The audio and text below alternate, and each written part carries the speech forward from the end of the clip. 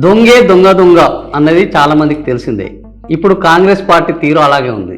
దేశంలో ఓట్ల చోరీకి పాల్పడుతున్నది బీజేపీ ప్రభుత్వం. ఎలక్షన్ కమిషన్ దీనికి వంత పాడుతున్నది. ఎలక్షన్ కమిషన్ దగ్గరుండి కాంగ్రెస్ పార్టీకి సంబంధించిన ఓట్లను అన్నింటినీ తొలగిస్తున్నది.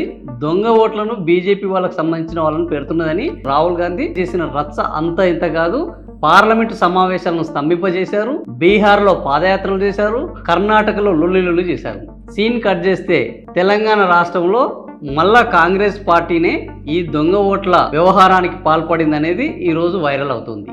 తెలంగాణ జూబ్లీహిల్స్ ఉప ఎన్నికల నేపథ్యంలో అక్కడ నవీన్ యాదవ్కు ముందే టికెట్ వస్తుందని చాలా చర్చ జరిగింది. అనుకున్నట్టే చివరికి నవీన్ యాదవ్కు టికెట్ వచ్చింది. నవీన్ యాదవ్కు స్థానికంగా బలంగా ఉండడంతో అక్కడ ఎలక్షన్ ఎప్పుడైతే వస్తుందని తెలవడంతో అప్పటి నుంచెల్లే దొంగ ఓట్ల నమోదు కార్యక్రమం చేపట్టారని, ఇట్లా ఒకటే ఇంట్లో 43 ఓట్లు ఒకటే అడ్రస్ తోటి ఉండడం, నవీన్ యాదవ్ అనుచరుల అడ్రస్లతో ఒకటే దగ్గర 49 ఓట్లు ఉండడం, ఇట్లా కేవలం నవీన్ యాదవ్కు సంబంధించిన మనుషుల పేర్లతోటి ఒక్కొక్క చోట 40 ఓట్లు, 43 ఓట్లు, 49 ఓట్లు ఉండడం ఈరోజు చర్చనీయాంశమైంది.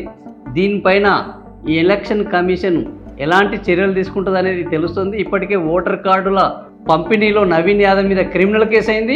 ఇప్పుడు ఈ దొంగ ఓట్ల వ్యవహారం బయటికి రావడంతో ఇంకా రేపు ఈ ఎన్నికలు నిజంగానే జరుగుతున్నాయా, సజావుగా జరుగుతున్నాయా అన్న ప్రశ్న అందరిలో వస్తున్నది.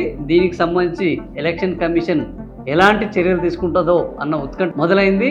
అయితే బయటి రాష్ట్రాల్లో దొంగ ఓట్లను నమోదు చేస్తున్నామని లొల్లి చేస్తున్న రాహుల్ గాంధీ మరే తెలంగాణలో రేవంత్ రెడ్డి నాయకత్వంలో జరుగుతున్న ఈ దొంగ ఓట్ల విధానానికి, ఈ దొంగ ఓట్ల నమోదుకు ఎలాంటి సమాధానం చెప్తారో చూద్దాం. ఈ వీడియోలో మేము చెప్పింది మీకు నచ్చితే కామెంట్ చేయండి. దొంగ ఓట్ల వ్యవహారము రేవంత్ రెడ్డి చేస్తున్నారా, చేస్తే దీన్ని తీసేయాలా, మీ అభిప్రాయం తెలియజేయండి. Thank you for watching video.